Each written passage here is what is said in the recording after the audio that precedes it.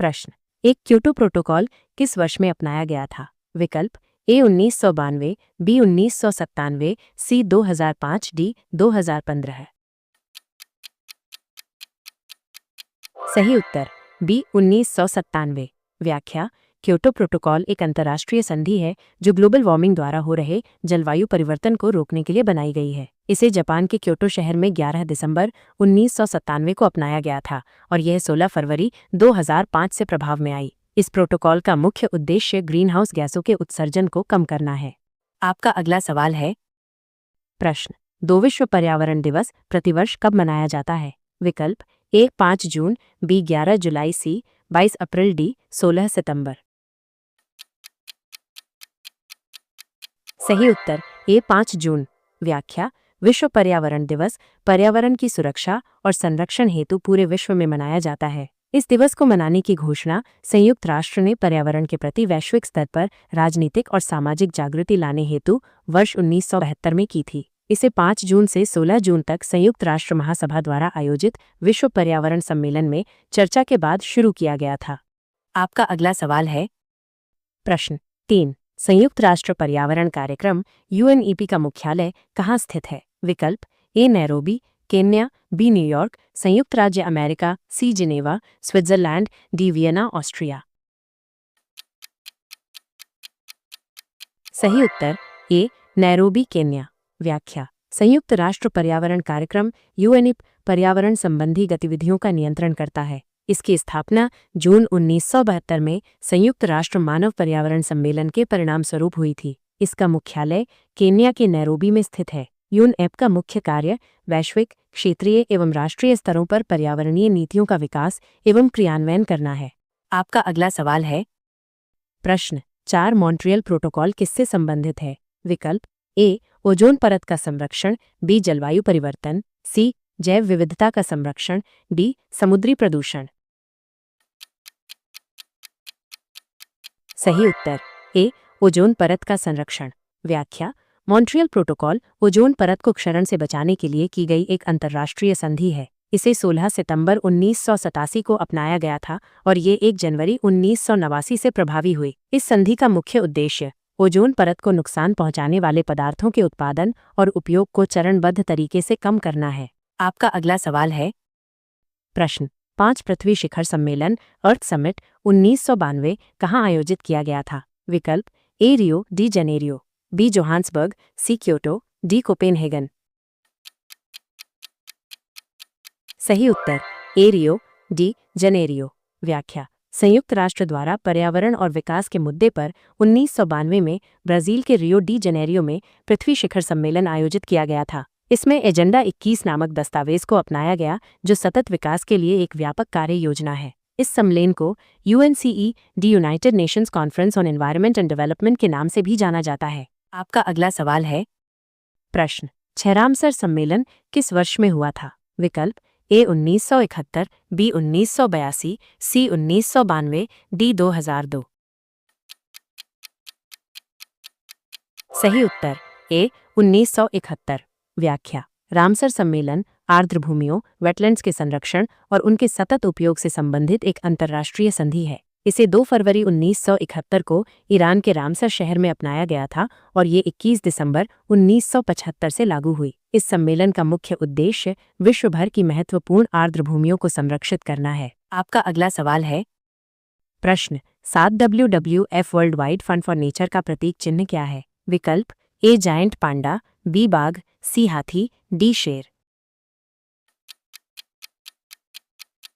सही उत्तर ए जायंट पांडा। व्याख्या। WWF world wide fund for nature एक अंतर्राष्ट्रीय गैर सरकारी संगठन है जो प्रकृति के संरक्षण, अनुसंधान एवं रखरखाव संबंधी कार्य करता है। इसका प्रतीक चिन्ह जायंट पैंडा है जो चीन में पाया जाने वाला एक लुप्तप्राय जानवर है। WWF का मुख्यालय स्विट्जरलैंड के ग्लैंड में स्थित है। आपका अगला सवाल है।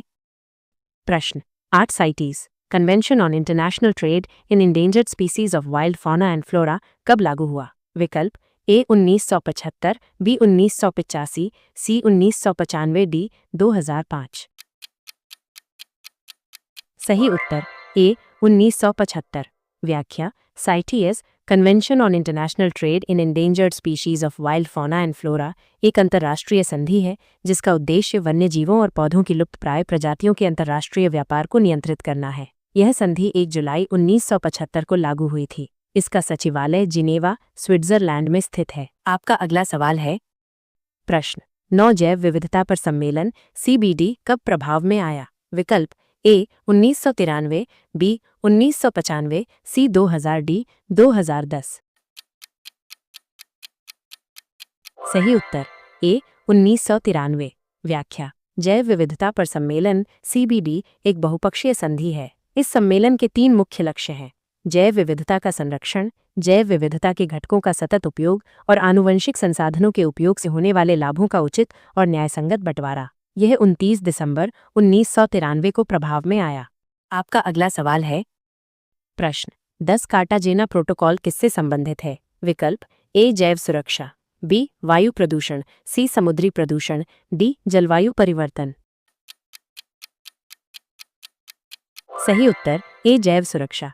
व्याख्या कार्टाजेना प्रोटोकॉल जैव विविधता पर सम्मेलन CBD के अंतर्गत एक पूरक समझौता है जो जैव सुरक्षा से संबंधित है। इसे 29 जनवरी 2000 को अपनाया गया और ये 11 सितंबर 2003 को लागू हुआ। इसका उद्देश्य आधुनिक जैव प्रौद्योगिकी से उत्पन्न जीवित संशोधित जीवों LMOS से मानव स्वास्थ्य और पर्यावरण की रक्षा करना है। आपका अगला सवाल है।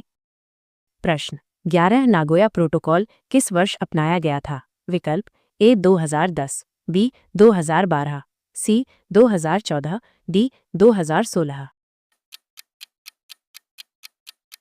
सही उत्तर ए 2010। व्याख्या नागोया प्रोटोकॉल आनुवंशिक संसाधनों तक पहुंच और उनके उपयोग से उत्पन्न होने वाले लाभों के उचित और न्यायसंगत बंटवारे से संबंधित एक अंतर्राष्ट्रीय समझौता है। इसे जापान के नागोया शहर में 29 अक्टूबर 2010 को अपनाया गया था और ये 12 अक्टूबर 2014 को लागू हुआ। आपका अगला सवाल है। प्रश्न 12 जलवायु परिवर्तन पर संयुक्त राष्ट्र फ्रेमवर्क कन्वेंशन UNFCCC कब अस्तित्व में आया? विकल्प ए 1994, बी 1997, सी 2001 और डी 2005। सही उत्तर ए 1994। व्याख्या जलवायु परिवर्तन पर संयुक्त राष्ट्र फ्रेमवर्क कन्वेंशन UNFCCC एक अंतर्राष्ट्रीय पर्यावरण संधि है। इसे 9 मई 1992 को अपनाया गया और 21 मार्च 1994 को यह लागू हुआ। इसका उद्देश्य वायुमंडल में ग्रीनहाउस गैसों की सांद्रता को स्थिर करना है ताकि जलवायु प्रणाली के साथ खतरनाक मानवीय हस्तक्षेप को रोका जा सके। आपका अगला सवाल है। प्रश्न 1-3 IPCC intergovernmental panel on climate change की स्थापना किस वर्ष हुई थी? विकल्प ए 1988, बी 1990, और सी 1992 और डी 1995। सही उत्तर ए 1988। व्याख्या IPCC intergovernmental panel on climate change जलवायु परिवर्तन से संबंधित वैज्ञानिक आकलन करने के लिए संयुक्त राष्ट्र का एक निकाय है। इसकी स्थापना 1988 में विश्व मौसम विज्ञान संगठन WMO और संयुक्त राष्ट्र पर्यावरण कार्यक्रम UNEP द्वारा की गई थी। IPCC जलवायु परिवर्तन, इसके प्रभाव और भविष्य के जोखिमों के बारे में नियमित वैज्ञानिक आकलन प्रदान करता है। आपका अगला सवाल है। प्रश्न 14 एजेंडा 21 किस सम्मेलन का परिणाम है? विकल्प ए पृथ्वी शिखर सम्मेलन Rio de Janeiro 1992, B Kyoto सम्मेलन 1997, कोपेनहेगन सम्मेलन 2009, डी पेरिस सम्मेलन 2015। सही उत्तर ए पृथ्वी शिखर सम्मेलन रियो डी जनेरियो 1992। व्याख्या एजेंडा 21 1992 में रियो डी जनेरियो में आयोजित पृथ्वी शिखर सम्मेलन अर्थ समिट का परिणाम है। ये सतत विकास के लिए एक कार्य योजना है। एजेंडा 21 एक गैर बाध्यकारी स्वैच्छिक रूप से लागू की जाने वाली कार्य योजना है जो स्थानीय, राष्ट्रीय और वैश्विक स्तर पर की जाने वाली कार्रवाइयों का एक खाका प्रदान करती है। आपका अगला सवाल है। प्रश्न 15 कौन सा संगठन रेड डेटा बुक प्रकाशित करता है? विकल्प ए IUCN, WWFC, UNEP, D sites. सही उत्तर ए IUCN। व्याख्या IUC international union for conservation of nature red data book प्रकाशित करता है। यह पुस्तक दुनिया भर में पौधों और जानवरों की प्रजातियों की वैश्विक संरक्षण स्थिति का दस्तावेजीकरण करती है। रेड डेटा बुक संकटग्रस्त प्रजातियों के बारे में जानकारी प्रदान करने और उनके संरक्षण के लिए जागरूकता बढ़ाने का एक महत्वपूर्ण उपकरण है। आपका अगला सवाल है। प्रश्न 16 ग्रीनपीस संगठन की स्थापना कब हुई थी? विकल्प ए 1971, बी 1981, सी 1991 और डी 2001। सही उत्तर ए 1971। व्याख्या ग्रीनपीस एक स्वतंत्र वैश्विक प्रचार संगठन है जो पर्यावरण की रक्षा के लिए अहिंसक रचनात्मक विरोध का उपयोग करता है। इसकी स्थापना 1971 में कनाडा के वैंकूवर में हुई थी। ग्रीनपीस का मुख्यालय एम्स्टर्डम, नीदरलैंड्स में स्थित है। यह संगठन जलवायु परिवर्तन, वनों की कटाई, अति मत्स्य पालन और परमाणु ऊर्जा जैसे मुद्दों पर काम करता है। आपका अगला सवाल है। प्रश्न 17 भारत में वन्य जीव संरक्षण अधिनियम किस वर्ष लागू हुआ? विकल्प ए 1972, बी 1980, सी 1986, डी 1992। सही उत्तर ए 1972। व्याख्या भारत में वन्य जीव संरक्षण अधिनियम 1972 पौधों और जानवरों की प्रजातियों के संरक्षण के लिए अधिनियमित किया गया था। यह अधिनियम अवैध शिकार, तस्करी और वन्यजीवों और उनके व्युत्पन्न के अवैध व्यापार को प्रतिबंधित करता है। यह अधिनियम भारत सरकार को राष्ट्रीय उद्यान, वन्यजीव अभयारण्य और अन्य संरक्षित क्षेत्रों की घोषणा करने का अधिकार भी देता है। आपका अगला सवाल है। प्रश्न 18 भारत में पर्यावरण संरक्षण अधिनियम किस वर्ष लागू हुआ? विकल्प ए 1986, बी 1972, सी 1980, डी 1992।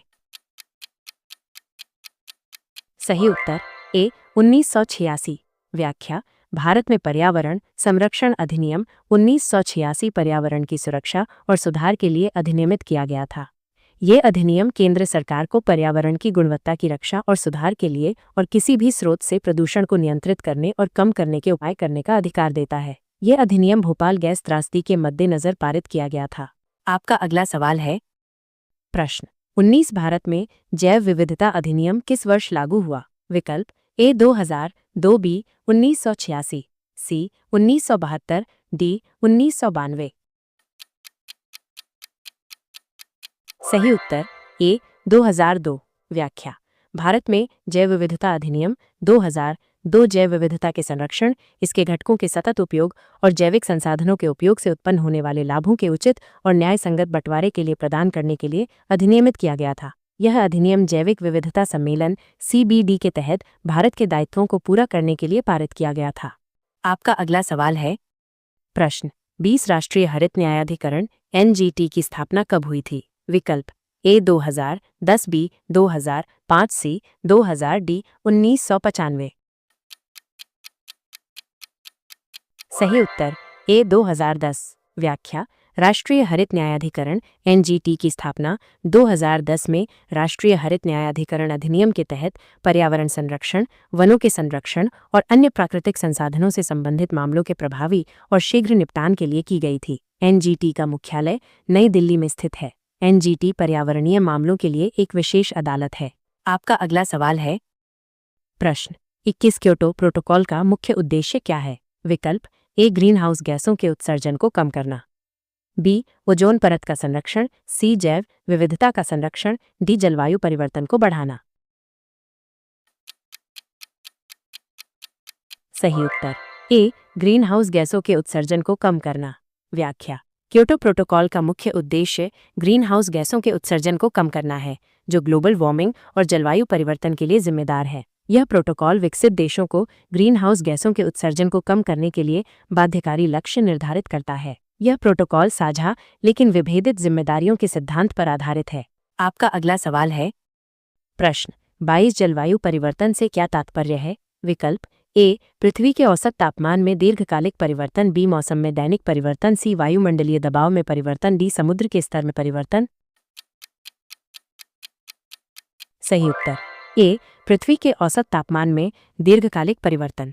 व्याख्या जलवायु परिवर्तन से तात्पर्य पृथ्वी के औसत तापमान और मौसम के पैटर्न में दीर्घकालिक परिवर्तन से है। यह परिवर्तन प्राकृतिक हो सकता है, जैसे कि सौर चक्र में भिन्नता के माध्यम से, लेकिन 19वीं सदी के बाद से मानवीय गतिविधियां जलवायु परिवर्तन का मुख्य चालक रही हैं, मुख्य रूप से जीवाश्म ईंधन जैसे कोयला, तेल और गैस को जलाने के कारण। आपका अगला सवाल है। प्रश्न 23 ओजोन परत वायुमंडल के किस स्तर में पाई जाती है? विकल्प ए समताप मंडल, बी क्षोभ मंडल, सी मध्य मंडल, डी बाह्य वायुमंडल। सही उत्तर ए समताप मंडल। व्याख्या ओजोन परत वायुमंडल के समताप मंडल स्ट्रेटोस्फीयर में पाई जाती है, जो पृथ्वी की सतह से लगभग 10 से 50 किलोमीटर ऊपर स्थित है। ओजोन परत सूर्य से आने वाली हानिकारक पराबैंगनी यूवी विकिरण को अवशोषित करके पृथ्वी पर जीवन की रक्षा करती है। ओजोन परत का क्षरण एक गंभीर पर्यावरणीय समस्या है। आपका अगला सवाल है। प्रश्न 24 अम्लीय वर्षा के लिए मुख्य रूप से कौन सी गैसें जिम्मेदार हैं? विकल्प ए सल्फर डाइऑक्साइड और nitrogen oxide, B carbon dioxide और मीथेन, सी ओजोन और क्लोरोफ्लोरोकार्बन, डी हाइड्रोजन सल्फाइड और अमोनिया। सही उत्तर ए सल्फर डाइऑक्साइड और नाइट्रोजन ऑक्साइड। व्याख्या अम्लीय वर्षा के लिए मुख्य रूप से सल्फर डाइऑक्साइड SO2 और नाइट्रोजन ऑक्साइड NOx जैसी गैसें जिम्मेदार हैं। ये गैसें वायुमंडल में जल, ऑक्सीजन और अन्य रसायनों के साथ प्रतिक्रिया करके सल्फ्यूरिक एसिड और नाइट्रिक एसिड बनाती हैं, जो वर्षा के साथ पृथ्वी पर गिरते हैं। अम्लीय वर्षा झीलों, नदियों, मिट्टी और जंगलों को नुकसान पहुंचा सकती है। आपका अगला सवाल है। प्रश्न 25 ग्लोबल वार्मिंग के लिए मुख्य रूप से कौन सी गैस जिम्मेदार है? विकल्प A carbon dioxide, B oxygen, C nitrogen, D hydrogen. सही उत्तर ए कार्बन डाइऑक्साइड। व्याख्या ग्लोबल वार्मिंग के लिए मुख्य रूप से कार्बन डाइऑक्साइड CO2 गैस जिम्मेदार है। यह एक ग्रीन हाउस गैस है जो पृथ्वी से उत्सर्जित ऊष्मा को अवशोषित करती है और इसे वापस अंतरिक्ष में जाने से रोकती है। जीवाश्म ईंधन के जलने और वनों की कटाई से वायुमंडल में CO2 की मात्रा बढ़ रही है, जिससे ग्लोबल वार्मिंग की समस्या पैदा हो रही है। आपका अगला सवाल है। प्रश्न 26 जैव विविधता शब्द का सर्वप्रथम प्रयोग किसने किया था? विकल्प A Walter G Rosen, B E.O. Wilson, C Raymond F. Dasmann, D Norman Myers. सही उत्तर ए वॉल्टर जी रोजेन। व्याख्या जैव विविधता बायोडाइवर्सिटी शब्द का सर्वप्रथम प्रयोग 1985 में वॉल्टर जी रोजेन द्वारा किया गया था। हालांकि इस अवधारणा को लोकप्रिय। आपका अगला सवाल है। प्रश्न 27 ग्रीन हाउस प्रभाव क्या है? विकल्प ए पृथ्वी के वायुमंडल द्वारा ऊष्मा को रोक कर रखने की प्रक्रिया, बी सूर्य से आने वाली ऊष्मा, सी पृथ्वी के आंतरिक भाग से निकलने वाली ऊष्मा, डी चंद्रमा से परावर्तित होने वाली ऊष्मा। सही उत्तर ए पृथ्वी के वायुमंडल द्वारा ऊष्मा को रोक कर रखने की प्रक्रिया। व्याख्या ग्रीन हाउस प्रभाव एक प्राकृतिक प्रक्रिया है जिसमें पृथ्वी का वायुमंडल सूर्य से आने वाली ऊष्मा को अवशोषित करता है और उसे वापस अंतरिक्ष में जाने से रोकता है। ग्रीन हाउस गैसें जैसे कि कार्बन डाइऑक्साइड, मीथेन और जलवाष्प इस प्रक्रिया में महत्वपूर्ण भूमिका निभाती हैं। यह प्रभाव पृथ्वी को जीवन के लिए उपयुक्त तापमान पर बनाए रखने के लिए आवश्यक है। हालांकि मानवीय गतिविधियों के कारण ग्रीन हाउस गैसों की मात्रा में वृद्धि से यह प्रभाव बढ़ रहा है, जिससे ग्लोबल वार्मिंग और जलवायु परिवर्तन जैसी समस्याएं पैदा हो रही हैं। आपका अगला सवाल है। प्रश्न 28 निम्नलिखित में से कौन सी एक ग्रीन हाउस गैस नहीं है? विकल्प A oxygen O2, B carbon dioxide CO2, C methane CH4, D nitrous oxide N2O। सही उत्तर ए ऑक्सीजन O2। व्याख्या ऑक्सीजन O2 एक ग्रीन हाउस गैस नहीं है। ग्रीन हाउस गैसें वे गैसें होती हैं जो पृथ्वी से उत्सर्जित होने वाली अवरक्त विकिरण ऊष्मा को अवशोषित करती हैं और उसे वापस अंतरिक्ष में जाने से रोकती हैं। Carbon dioxide CO2, methane CH4, nitrous oxide N2O और जल वाष्प प्रमुख ग्रीन हाउस गैसें हैं। ऑक्सीजन पृथ्वी के वायुमंडल का मुख्य घटक है, लेकिन ये अवरक्त विकिरण को अवशोषित नहीं करता है। आपका अगला सवाल है। प्रश्न 29 क्योटो प्रोटोकॉल के तहत किस अवधि के लिए ग्रीन हाउस गैस उत्सर्जन में कमी के लक्ष्य निर्धारित किए गए थे? विकल्प ए 2008-2001, 2V 200-52010, सी 2010, 2015, डी 2015-2020। सही उत्तर ए 2008-2012। व्याख्या क्योटो प्रोटोकॉल के तहत पहली प्रतिबद्धता अवधि 2008-2012 के लिए ग्रीन हाउस गैस उत्सर्जन में कमी के लक्ष्य निर्धारित किए गए थे। इस अवधि के दौरान विकसित देशों को अपने ग्रीन हाउस गैस उत्सर्जन को 1990 के स्तर से औसतन 5.2% कम करने का लक्ष्य दिया गया था। क्योटो प्रोटोकॉल की दूसरी प्रतिबद्धता अवधि 2013-2020 है। आपका अगला सवाल है। प्रश्न 30 पेरिस समझौता किस वर्ष अपनाया गया था? विकल्प ए 2015, बी 2016, सी 2017, डी 2018। सही उत्तर ए 2015। व्याख्या पेरिस समझौता जलवायु परिवर्तन पर एक ऐतिहासिक अंतर्राष्ट्रीय समझौता है जिसे 12 दिसंबर 2015 को पेरिस, फ्रांस में अपनाया गया था। ये समझौता 4 नवंबर 2016 को लागू हुआ। इस समझौते का उद्देश्य वैश्विक औसत तापमान में वृद्धि को पूर्व औद्योगिक स्तरों से 2 डिग्री सेल्सियस से नीचे रखना है और तापमान वृद्धि को 1.5 डिग्री सेल्सियस तक सीमित करने के प्रयासों को आगे बढ़ाना है। आपका अगला सवाल है। प्रश्न 31 निम्नलिखित में से कौन सा नवीकरणीय ऊर्जा का स्रोत है? विकल्प ए सौर ऊर्जा, बी कोयला, सी प्राकृतिक गैस, डी परमाणु ऊर्जा। सही उत्तर ए सौर ऊर्जा। व्याख्या नवीकरणीय ऊर्जा ऊर्जा के वे स्रोत हैं जो प्राकृतिक प्रक्रियाओं द्वारा लगातार नवीनीकृत होते रहते हैं और समाप्त नहीं होते हैं। सौर ऊर्जा, पवन ऊर्जा, जल विद्युत, भूतापीय ऊर्जा और बायोमास नवीकरणीय ऊर्जा के कुछ उदाहरण हैं। कोयला, प्राकृतिक गैस और परमाणु ऊर्जा अनवीकरणीय ऊर्जा के स्रोत हैं क्योंकि ये सीमित मात्रा में उपलब्ध हैं और इनका नवीनीकरण नहीं होता है। आपका अगला सवाल है। प्रश्न 32 ओजोन छिद्र मुख्य रूप से किस ध्रुव के ऊपर पाया जाता है? विकल्प ए अंटार्कटिका, दक्षिणी ध्रुव, बी आर्कटिक, उत्तरी ध्रुव, सी भूमध्य रेखा, डी इनमें से कोई नहीं। सही उत्तर ए अंटार्कटिका, दक्षिणी ध्रुव।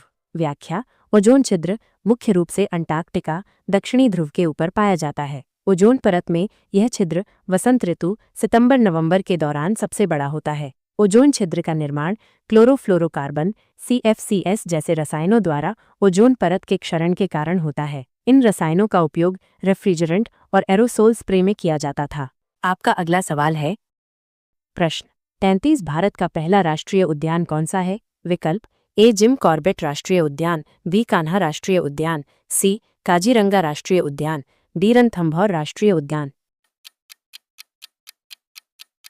सही उत्तर ए जिम कॉर्बेट राष्ट्रीय उद्यान। व्याख्या भारत का पहला राष्ट्रीय उद्यान जिम कॉर्बेट राष्ट्रीय उद्यान है जिसे 1936 में हेली नेशनल पार्क के रूप में स्थापित किया गया था। यह उत्तराखंड राज्य में स्थित है और बाघों के संरक्षण के लिए प्रसिद्ध है। 1973 में प्रोजेक्ट टाइगर की शुरुआत इसी उद्यान से की गई थी। इसका नाम प्रसिद्ध शिकारी और प्रकृतिवादी जिम कॉर्बेट के नाम पर रखा गया है। आपका अगला सवाल है। प्रश्न 34 प्रोजेक्ट टाइगर भारत में कब शुरू किया गया था? विकल्प ए 1973, बी 1972, सी 1982, डी 1992। सही उत्तर ए 1973। व्याख्या प्रोजेक्ट टाइगर भारत में बाघों के संरक्षण के लिए 1 अप्रैल 1973 को शुरू किया गया था। इस परियोजना का उद्देश्य बाघों की घटती आबादी को बचाना और उनकी संख्या में वृद्धि करना है। इस परियोजना के तहत बाघों के आवासों को संरक्षित किया जाता है और अवैध शिकार को रोकने के लिए कड़े कदम उठाए जाते हैं। आपका अगला सवाल है। प्रश्न 35 चिपको आंदोलन किससे संबंधित है? विकल्प ए वृक्षों की कटाई को रोकने से, बी जल संरक्षण से, सी वायु प्रदूषण को रोकने से, डी ध्वनि प्रदूषण को रोकने से। सही उत्तर ए वृक्षों की कटाई को रोकने से। व्याख्या चिपको आंदोलन 1970 के दशक में भारत के उत्तराखंड राज्य, तब उत्तर प्रदेश का हिस्सा में शुरू हुआ एक पर्यावरण रक्षा का आंदोलन था। यह आंदोलन पेड़ों की कटाई को रोकने के लिए शुरू किया गया था, जिसमें महिलाएं पेड़ों से चिपक जाती थीं ताकि उन्हें काटा न जा सके। सुंदरलाल बहुगुणा और चंडी प्रसाद भट्ट इस आंदोलन के प्रमुख नेता थे। आपका अगला सवाल है। प्रश्न 36 नर्मदा बचाओ आंदोलन का नेतृत्व किसने किया था?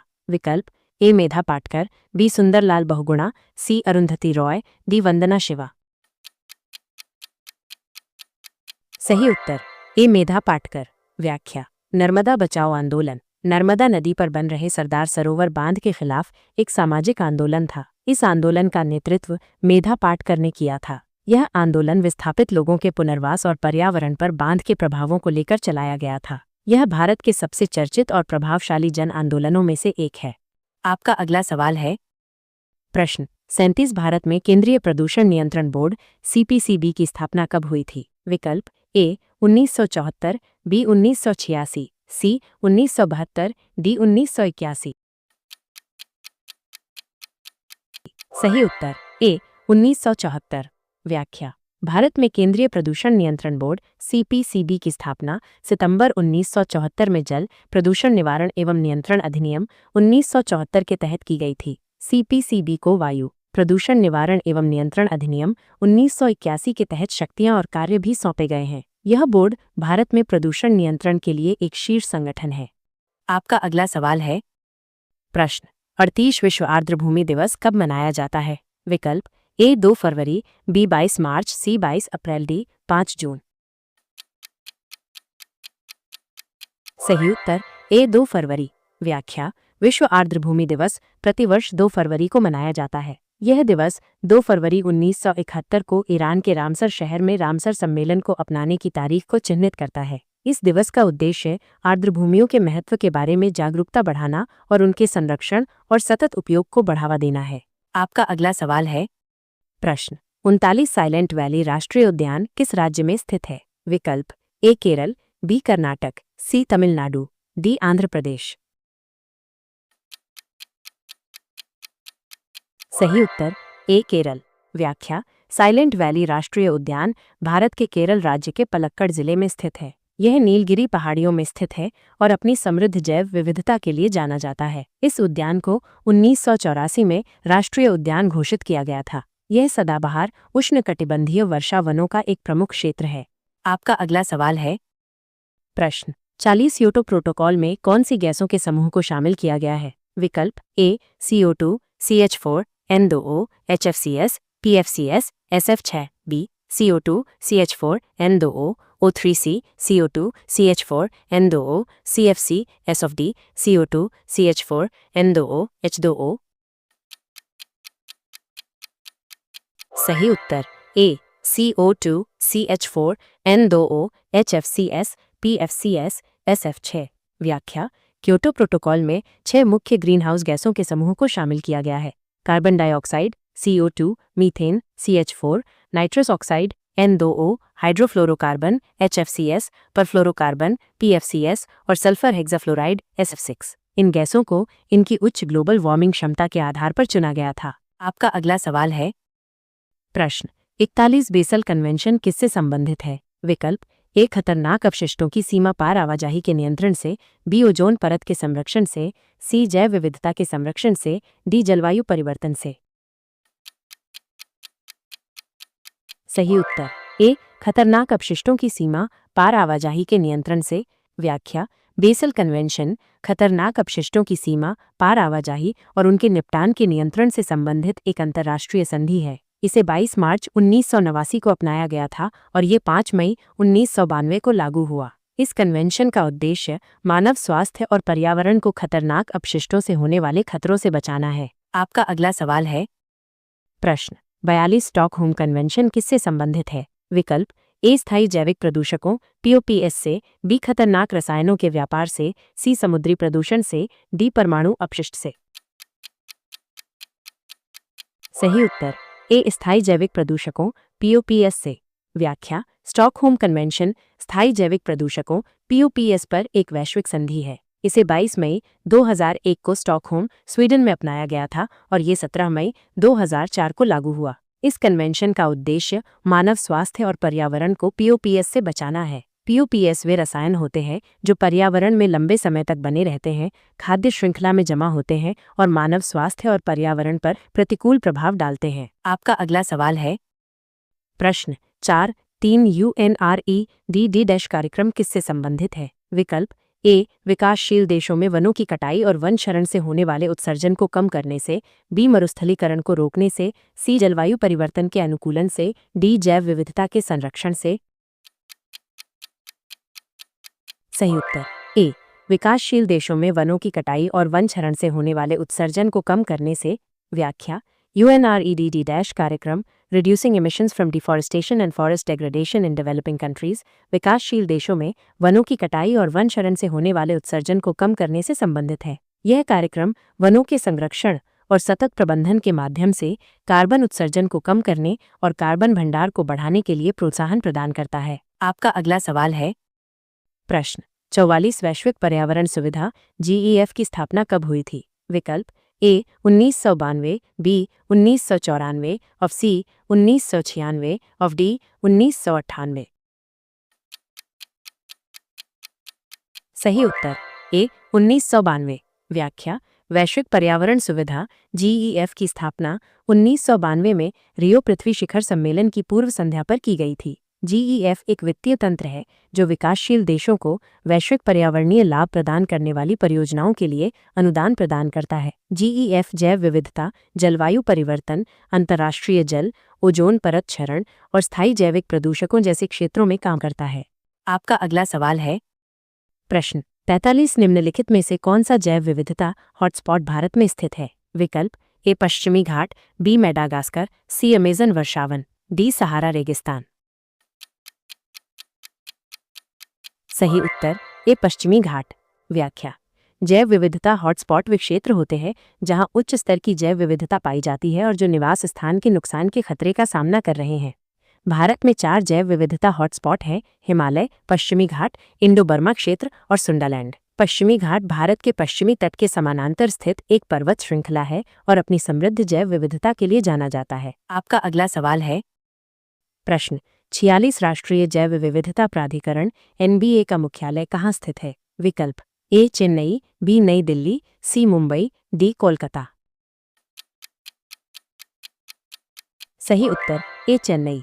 व्याख्या: राष्ट्रीय जैव विविधता प्राधिकरण NBA का मुख्यालय चेन्नई, तमिलनाडु में स्थित है। NBA की स्थापना 2003 में जैव विविधता अधिनियम 2002 को लागू करने के लिए की गई थी। NBA जैविक संसाधनों तक पहुंच को विनियमित करता है और उनके उपयोग से होने वाले लाभों के उचित और न्यायसंगत बंटवारे को सुनिश्चित करता है। आपका अगला सवाल है।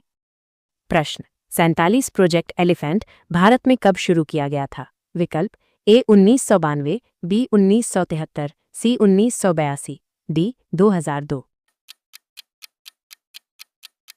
सही उत्तर ए 1992। व्याख्या: प्रोजेक्ट एलिफेंट भारत में हाथियों, उनके आवासों और गलियारों की रक्षा के लिए फरवरी 1992 में शुरू किया गया था। ये परियोजना मानव हाथी संघर्ष के मुद्दों को भी संबोधित करती है और कैद हाथियों के कल्याण के लिए काम करती है। ये परियोजना मुख्य रूप से भारत के 13 हाथी रेंज वाले राज्यों में लागू की जा रही है। आपका अगला सवाल है। प्रश्न: 48 भारत का राष्ट्रीय जलीय जीव कौन सा है? विकल्प ए गंगा डॉल्फिन, बी व्हेल, सी समुद्री कछुआ, डी मगरमच्छ। सही उत्तर ए गंगा डॉल्फिन। व्याख्या: भारत का राष्ट्रीय जलीय जीव गंगा नदी में पाई जाने वाली डॉल्फिन प्रोटानिस्टा गंगेटिका है। इसे 2010 में राष्ट्रीय जलीय जीव घोषित किया गया था। गंगा डॉल्फिन एक लुप्तप्राय प्रजाति है और इसे भारत के वन्य जीव संरक्षण अधिनियम 1972 की अनुसूची 1 में शामिल किया गया है। यह मुख्य रूप से गंगा और ब्रह्मपुत्र नदियों और उनकी सहायक नदियों में पाई जाती है। आपका अगला सवाल है। प्रश्न: 49 जलवायु परिवर्तन पर राष्ट्रीय कार्य योजना NAPCC भारत में कब शुरू की गई थी? विकल्प ए 2008, बी 2010, सी 2012, डी 2014। सही उत्तर ए 2008।